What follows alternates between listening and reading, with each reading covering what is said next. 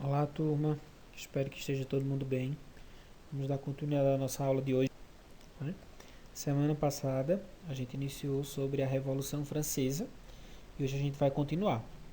Lembrando que a gente viu a semana passada um pouco de como iniciou essa revolução e a gente deixou para essa semana a gente estudar os três momentos dessa revolução, que é a monarquia constitucional, a convenção nacional e o diretório.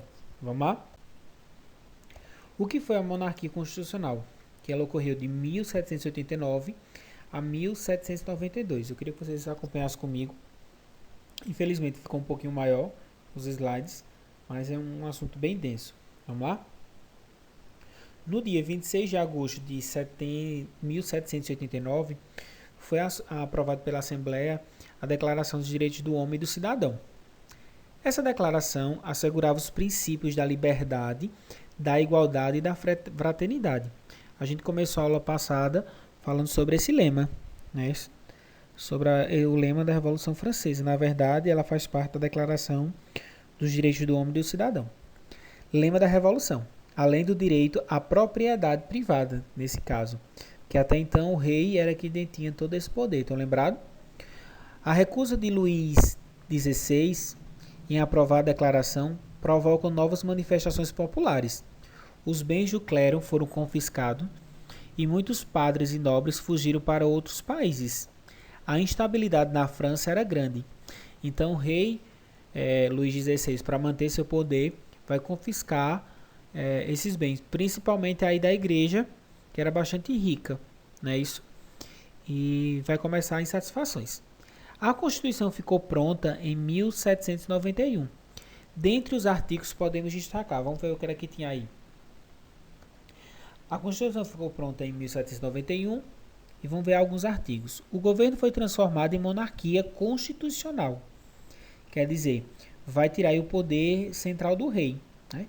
O poder executivo caberia ao rei, limitado pelo legislativo, constituído pela Assembleia. Então o rei não poderia fazer mais o que ele quisesse, um exemplo. Ele tinha que passar pela Assembleia, pelo Legislativo, para conseguir fazer suas ações. Os deputados teriam um mandato de 2 anos. O voto não teria caráter universal.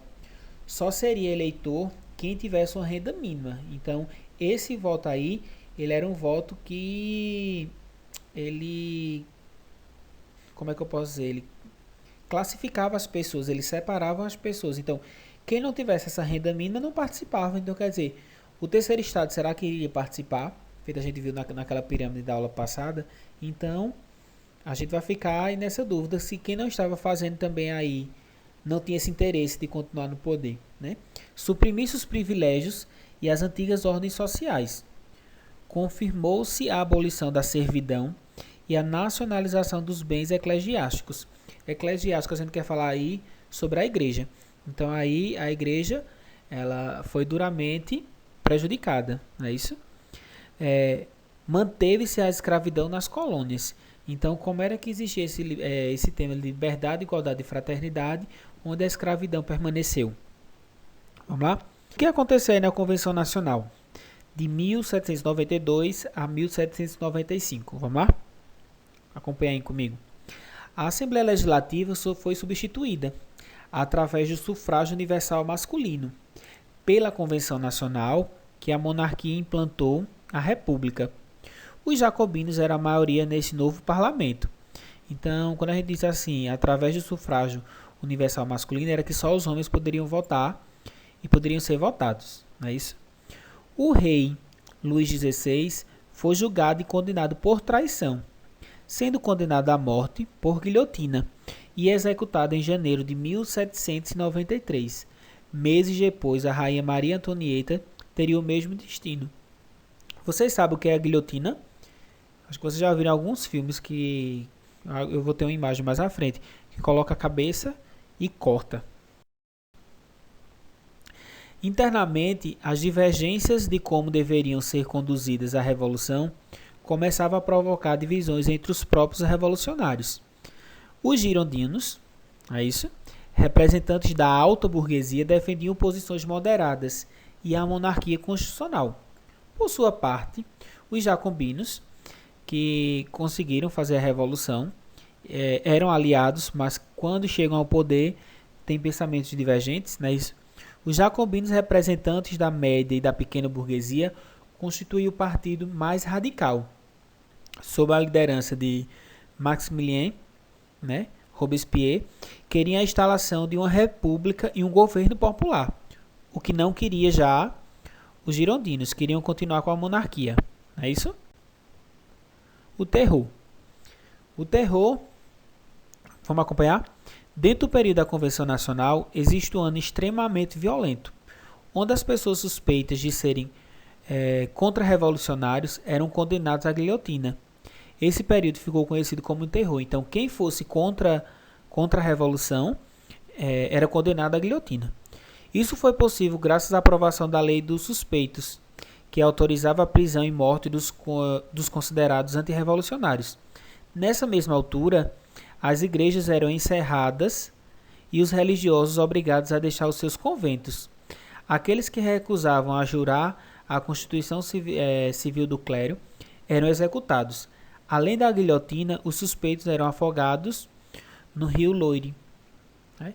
Então, aí quando traz esse tema do terror, os revolucionários estavam perseguindo quem era contra a revolução. Né? O próprio rei Luís XVI foi morto desta forma, em janeiro de 93, e mês depois a rainha feita já lei. A ditadura jacobina introduziu novidades na Constituição, como voto universal e não sextário, quer dizer, todos iam votar, né? Fim da escravidão nas colônias, congelamento de preços de produtos básicos como trigo e instituição do tributo revolucionário para julgar os inimigos da revolução. As execuções tornaram-se um espetáculo popular, pois aconteciam diversas vezes ao dia no ato público, então tornou-se uma festa, né? Uma apresentação popular para as pessoas. Aí eu trago a imagem da guilhotina, é isso? Não sei se vocês vão observarem bem, cheguem mais perto. Lá em cima, né, a escada tem como se fosse um palco. Tem um homem segurando as cabeças e mostrando a população, vocês estão vendo?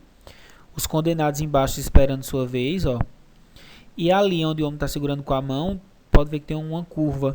É onde se colocava a cabeça e em seguida descia e cortava a cabeça dos condenados contra a revolução. Vamos ler agora? Para os ditadores, essas execuções eram uma forma justa de acabar com os inimigos. Porém, essa atitude causava terror na população, que se revoltou contra Robespierre e o acusou de tirania. Nessa sequência, após ser detido, Robespierre foi executado na ocasião que ficou conhecida como golpe do Nono Termidor, em 1794. Vamos lá? O Diretório. O Diretório ocorreu de 1794 a 1799. A fase do Diretório dura 5 anos e se caracteriza pela ascensão da alta burguesia. Os girondinos, ao poder, recebe este nome pois eram 5 diretores que governavam a França nesse momento. Inimigos dos jacobinos, seu primeiro ato é revogar todas as medidas que eles fizeram durante sua legislação. No entanto, a situação era delicada. Os girondinos atraíram a antipatia da população ao revogar o congelamento de preço. Então, o que quer dizer isso, professor? Congelamento de preço. Eles deixaram livre o livre comércio. Então, os comerciantes podiam aumentar e diminuir de preço, que nesse caso sempre aumentavam, né? Vários países europeus, como a Inglaterra e o Império Austríaco, ameaçavam invadir a França, a fim de conter as ideias revolucionárias. Por fim, a própria nobreza e a família real do exílio buscavam organizar-se para restaurar o trono. Diante dessa situação, o Diretório recorre ao exército, na figura do jovem e brilhante general Napoleão Bonaparte, para conter os ânimos dos inimigos. A gente já ouviu falar muito sobre Napoleão. Desta maneira, Bonaparte dá um golpe. o 18 Brumário, onde instaura o consulado, um governo mais centralizado que traria paz ao país por alguns anos. Então, os girondinos se alinham ao exército, a Napoleão, né, a figura central, mas que na verdade Napoleão toma o poder e instala o consulado, que é uma forma de governar mais centralizada ainda. Consequências da Revolução Francesa. Em 10 anos, né, de 1789 a 1799, a França passou por profundas modificações políticas, sociais e econômicas. A aristocracia do antigo regime perdeu seus privilégios, libertando os camponeses dos antigos laços que os prendiam aos nobres e ao clero. Desapareceram as amarradas feudais que limitavam as atividades da burguesia e criou-se um mercado da dimensão nacional. A Revolução Francesa foi a alavancada que levou a França do estágio feudal para o capitalismo e mostrou que a população era capaz de condenar um rei. Lembrando que a sociedade feudal ela era toda rural, né? E o capitalismo ele vai surgir quando as cidades vão começar a ressurgir, né? O comércio vai ganhando força. Vamos lá, no segundo parágrafo. Igualmente, instalou-se a separação de poderes e a Constituição, uma herança deixada para várias nações do mundo. Por exemplo, vocês sabem que no Brasil a gente tem a Constituição, a nossa última Constituição é de 1988. Então, são leis que regem nosso país. Então, isso é uma herança da Revolução Francesa. Em 1799, a alta burguesia aliou-se ao general Napoleão Bonaparte, que foi convidado a fazer parte do governo. Sua missão era recuperar a ordem e a estabilidade do país, proteger a riqueza da burguesia e salvá-las das manifestações populares. Então, no finalzinho aí da Revolução Francesa, surge a figura de Napoleão. Por volta de 803, tem-se início às guerras napoleônicas, conflitos revolucionários imbuídos dos ideais da Revolução Francesa, que teve como protagonista principal o próprio Napoleão. Gente, por essa semana é isso. Mais uma vez, eu não vou fazer nenhuma atividade, porque isso é um vídeo para vocês assistirem mais de uma vez, pesquisar mais um pouco, é um assunto um pouco extenso. Eu vou estar no meu privado, qualquer dúvida, qualquer sugestão, vão lá, falem comigo, é isso?